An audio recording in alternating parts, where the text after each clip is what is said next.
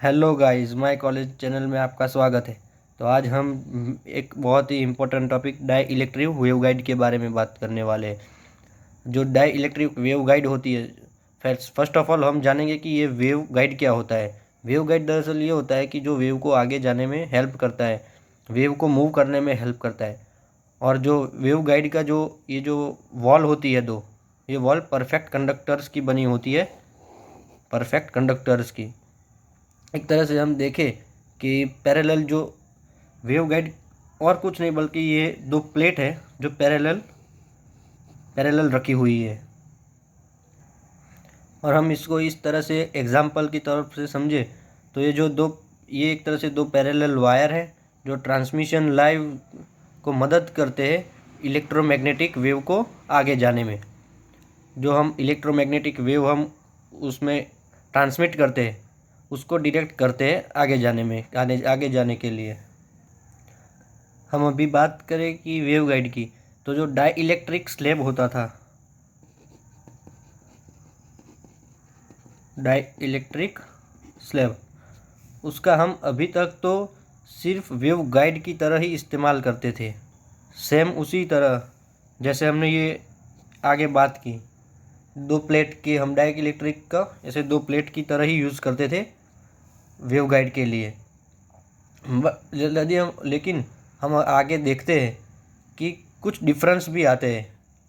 यदि हम देखें कि बाउंड्री कंडीशन के अंदर कुछ डिफरेंस हो जाते हैं, ठीक है, तो हमें एक नया एडवांस भी एक वेव गाइड बनाना पड़ा। इसे हम कहते हैं डाई इलेक्ट्रिक वेव गाइड, जो हमें हेल्प करता है कि laser dielectric waveguide assume a great importance particularly in the field of optical communication. ठीक है, तो ऑप्टिकल कम्युनिकेशन जो होता है उसमें डाई इलेक्ट्रिक वेव गाइड हमें बहुत मदद करता है। और यदि हम उसमें एक लेज़र की बीम ट्रांसमिट करें, यदि हम मानो कि ये एक डाई इलेक्ट्रिक वेव गाइड है, हम यहाँ से लेज़र की एक बीम ट्रांसमिट करते हैं तो ये अंदर जाके क्या हो जाएगी, उसका डिस्टॉर्शन हो जाएगा, यानी कि सीधे सी विकृति आ जाएगी उसमें कुछ। तो हम इसे सीधे ट्रांसमिट करेंगे तो ऐसे मुड़ जाएगी या इस तरह से ऐसे कुछ डिस्टॉर्शन हो जाए। सो डाई इलेक्ट्रिक वेव गाइड का मेन यूज़ यही है कि ये जो ऑप्टिकल कम्युनिकेशन है उसको बहुत ज़्यादा इफ़ेक्टिव बनाता है।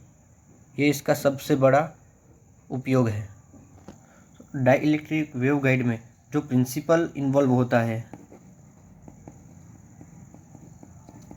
डाई इलेक्ट्रिक वेव गाइड में जो प्रिंसिपल इन्वॉल्व होता है वो सिर्फ यही है कि जो हमने जो ये लाइट या वेव ट्रांसमिट की, तो उसका इंसिडेंट एंगल है ये बहुत बड़ा होगा क्रिटिकल एंगल से। तो हम इसको ऐसे लिख सकते हैं, incident angle is greater than critical angle.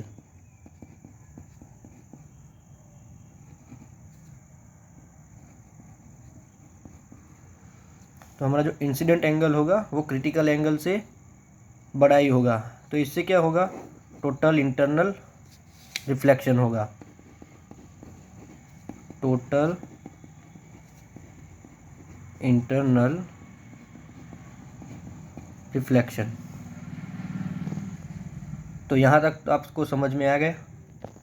तो इससे पहले जो वेव गाइड का उपयोग होता था बहुत पहले, तो वो ये था कि ये ऐसे एक पाइप ले लेते थे, मानो कि ये एक पाइप है, उसके अंदर ये गैस भर देते थे। मान लो कि ये अंदर गैस भरी हुई है, ठीक है। ये गैस का जो टेम्परेचर होता था वो सूटेबल होता था, suitable temperature gradient was established. So इसको जो बोला जाता था गैस लेंस मेथड। इसको गैस लेंस मेथड भी कहा जाता है। तो जब डाई इलेक्ट्रिक वेव गाइड नहीं बना था तो गैस लेंस की मदद से भी हम ऑप्टिकल कम्युनिकेशन कर सकते थे।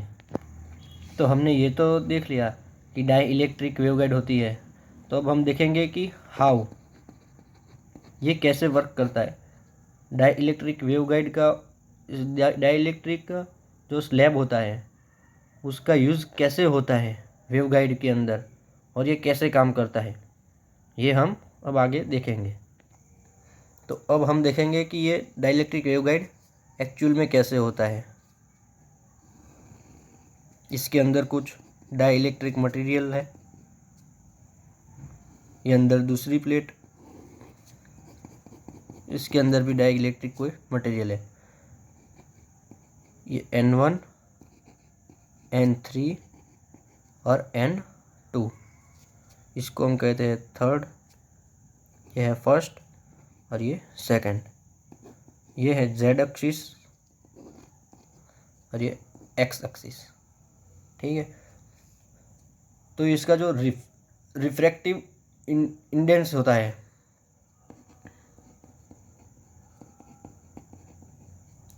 Refractive indices N1 greater than होगा N2 से, और N2 ग्रेटर देन और इक्वल टू हो सकता है N3 का। तो ये मेन हमें याद रखना है कि ये जो हमने जो दो डाइलेक्ट्रिक मटेरियल यूज़ किए हैं उसका रिफ्रैक्टिव इंडाइसिस होता है वो या तो सेम हो सकता है या N2 का ज़्यादा हम ले सकते हैं। ठीक है, इसी कंडीशन के आधार पर डाइलेक्ट्रिक वेवगाइड बनता है और इस कंडीशन के कारण ही ये दोनों में ये N1 और N2 N3 में जो डिफरेंस होता है उसी के कारण इंटरनल रिफ्लेक्शन होता है। अब हम देखेंगे कि TE mode, let we consider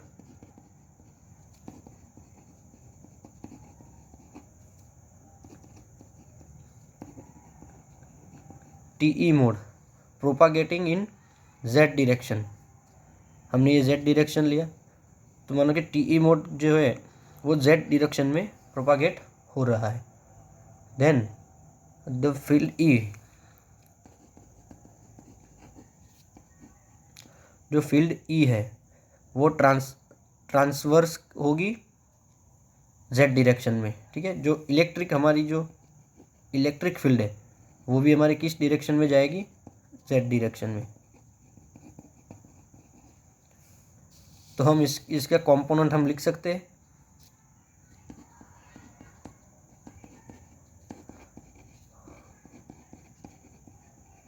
तो हम इसका कंपोनेंट्स लिखते हैं।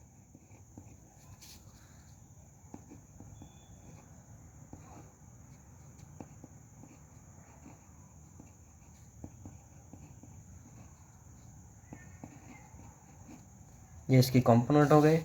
और हमने जो ये बीटा लिखा है, ये बीटा क्या है, प्रोपागेशन कांस्टेंट है।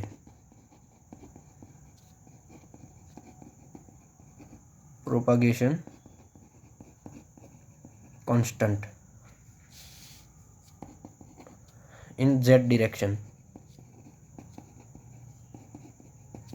इन Z डायरेक्शन।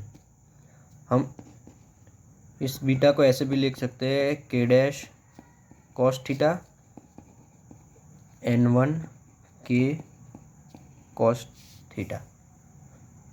अब हम जानते हैं कि वेवलेंथ, डाई इलेक्ट्रिक जो मटेरियल हमने यूज़ किया, wavelength of dielectric material K dash is equal to 2 pi divided by lambda d. ये रिलेशन हमें पता है, तो इसको हम ऐसे भी लिख सकते हैं K dash is equal to 2 pi lambda into N1।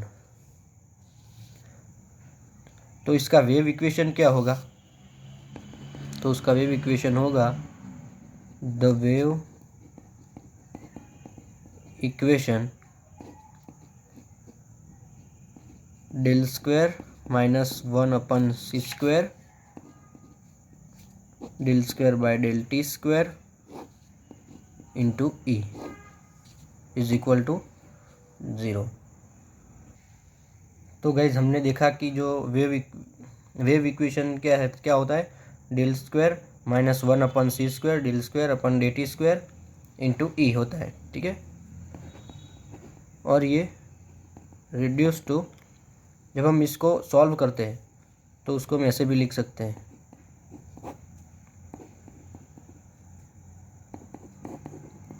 n² k² - β² into EY is equal to 0।